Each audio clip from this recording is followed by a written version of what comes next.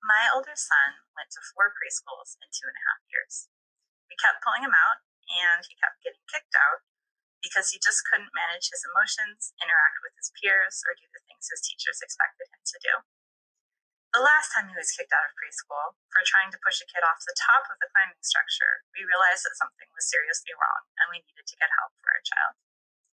Hi, I'm Robin, and I'm a family support specialist at PAL. I'm here today to talk to you about sharing your family's mental health story.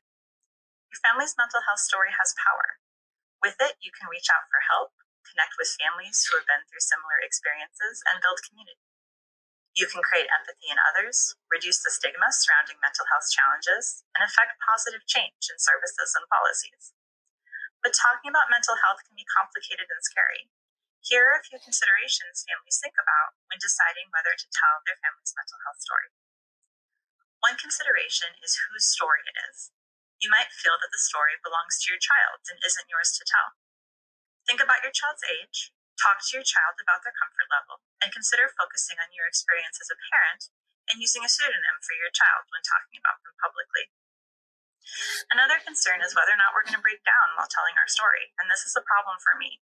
I found it helps to have a stop phrase ready, like I always well up at this point, or I get emotional every time.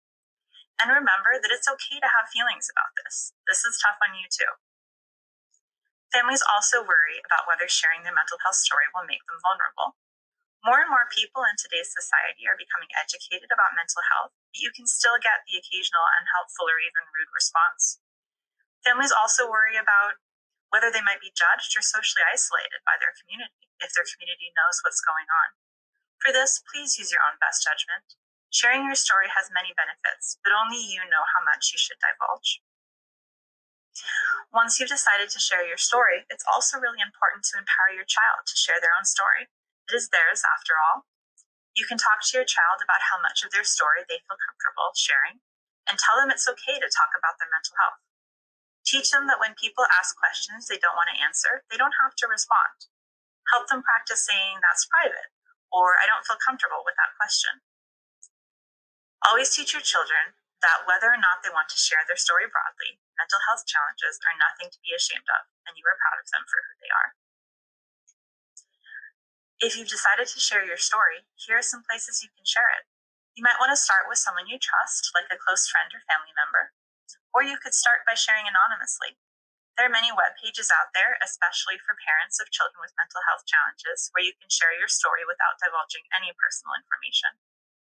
You could try finding a sympathetic audience by joining a PAL or other support group, or talking to your school's special education parent advisory committee. Other parents of kids with mental health challenges get it in a unique way. If you've gotten comfortable and feel ready to talk about your experience further, call PAL.